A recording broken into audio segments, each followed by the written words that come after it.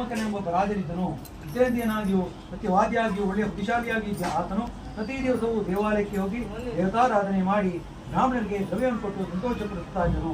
ಒಂದಾದ ಸಮಯದಲ್ಲಿ ಆತನ ಪತ್ನಿಯಾಗಿಯೂ ಸುಂದರಳಾಗಿಯೂ ಕಮಲದಂತೆ ಮುಖಗಳಾಗಿಯೂ ಸತ್ಯವತಿಯಾಗಿರುವ ಭದ್ರಶೀಲಿ ಎಂಬ ಸ್ತ್ರೀಯು ಅತಿಯುಕ್ತರಾಗಿ ನದೀ ತೀರದಲ್ಲಿ ಯತ್ನಾಂತ ವ್ರತವನ್ನು ಮಾಡಿದರು.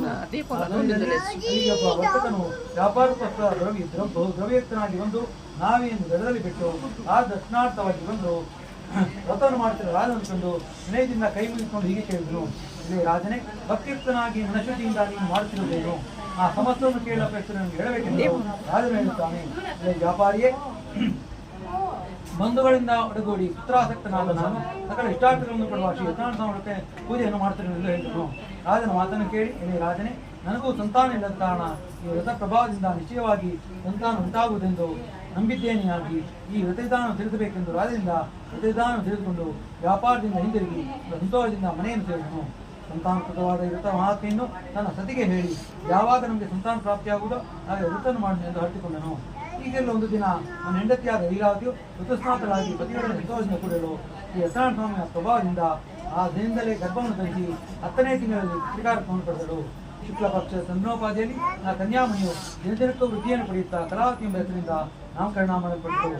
ಆಗ ಲೀಲಾವತಿ ಎಂಬ ವರ್ತಕನ ಬಾರಿಯು ಪತಿಯನ್ನು ಪ್ರಿಯ ವಚನಗಳಿಂದ ಹೀಗೆ ಕೇಳಿದಳು, ಇದೇ ಸ್ವಾಮಿ, ಪೂರ್ವದಲ್ಲಿ ಸಂಕಲ್ಪಿಸಿದ ವ್ರತವನ್ನು ಏತಕ್ಕೆ ಇನ್ನೂ ಮಾಡಲಿಲ್ಲ ಎನ್ನಲಾಗಿ ವರ್ತಕನು ವಿಲೋಪಿಯಳೆ ಆಕೆ ವಿವಾಹ ಸಮಯದಲ್ಲಿ ಮಾಡೋದೆಂದು ಸತಿಯನ್ನು ಸಮಾಧಾನಪಡಿಸಿ ವ್ಯಾಪಾರಕ್ಕಾಗಿ ಹೊರಟೋದನು.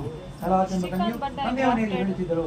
ಬಳಿಕ ವರ್ತಕನು ವಿವಾಹ ವಯಸ್ಕಳಾದ ಮಗಳನ್ನು ನೋಡಿ ತನ್ನ ಆಪ್ತರನ್ನು ಆಲೋಚಿಸಿ ಅವರ ಧರ್ಮಪದ್ಧತಿಯ ಮೇಲೆ ಜಾರನ್ನು ಕರೆದು ಜಾಗೃತಿಯಾಗಿ ಮಗಳ ವಿವಾಹಕ್ಕಾಗಿ ಅನುರೂಪನಾದ ವರವನ್ನು ಕೂಡಿಸಿಕೊಂಡು ಬರುವಂತೆ ಕರೆದಿದ್ದನು. ಈ ರೀತಿ ಆಜ್ಞಾಪಿಸಲ್ಪಟ್ಟ ಚಾರರು ಹೊರಟು ಕಾಂಚನ ಪಟ್ಟಣ ಸೇರಿ ಅಲ್ಲಿಂದ ಒಬ್ಬ ವರ್ತಕನ ಕುಮಾರನನ್ನು ಕರೆತಂದರು. ನಾಟ್ಯನಾಗಿಯೂ ಸುಂದರನಾಗಿಯೂ ಬಾಲನಾಗಿರುವ ಆ ವರ್ತಕನ ಕುಮಾರನಾದ ವರನನ್ನು ನೋಡಿ ಆದಿತ್ಯನಾಗಿ ಜ್ಞಾತಿ ಬಂದು ಸಮೂಹಗಳಿಂದ ಒಡಗೂಡಿ ವಿಧಾನೋಕ್ತವಾಗಿ ಅವನಿಗೆ ತಮ್ಮ ಮಗಳನ್ನು ಧರೆಯನ್ನು ಕೊಟ್ಟರು. ಧನಮದದಿಂದ ಅವರು ವಿವಾಹ ಸಮಯದಲ್ಲೂ ಕೂಡ ವ್ರತವನ್ನು ಮಾಡಲಿಲ್ಲ. ಇದರಿಂದ ಸ್ವಾಮಿಗೆ ಅವರಲ್ಲಿ ಕ್ರೋಧ ಉಂಟಾಯಿತು. ಆ ಬಳಿಕ ವ್ಯಾಪಾರದಲ್ಲಿ ಬುದ್ಧಿಶಾಲಿಯಾದ ವರ್ತಕನು ಕಾಲೌಷಧಿಯಿಂದಲೂ ಸಕರ್ಮವಶದಿಂದಲೂ ಪ್ರೇರಿಸಲ್ಪಟ್ಟು ಹಳ್ಳಿಯಿಂದ ಒಡಗೂಡಿ ವ್ಯಾಪಾರಕ್ಕಾಗಿ ಜಾಗ್ರತೆಯಿಂದ ಹೊರಟು ಸಮುದ್ರ ದಡದಲ್ಲಿದ್ದ ಮನೋಹರವಾದ ರತ್ನಸಾರವನ್ನು ಪಟ್ಟಣದ ಬಳಿ ಶ್ರೀಮಂತನಾದ ಅಳಿಯನೊಡನೆ ವ್ಯಾಪಾರ ಮಾಡುತ್ತಿದ್ದನು.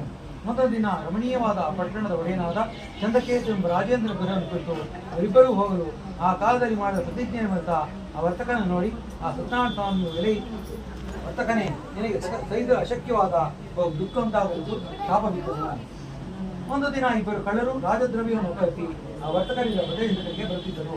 ಅಷ್ಟರಲ್ಲಿ ರಾಜಭಟರು ಕಳ್ಳನ್ನು ಹುಡುಕುತ್ತಾ ಬರುತ್ತಿರುವುದನ್ನು ನೋಡಿ ಆ ಚೋರರು ಭಯವನ್ನು ಹೊಂದಿ ಅಲ್ಲಿಯೇ ದ್ರವ್ಯವನ್ನು ಬಿಟ್ಟು ಕಣ್ಣಿಗೆ ಕಾಣಿಸಿ ಓಡಿ ಹೋದರು. ಆಗ ರಾಜಭಟರು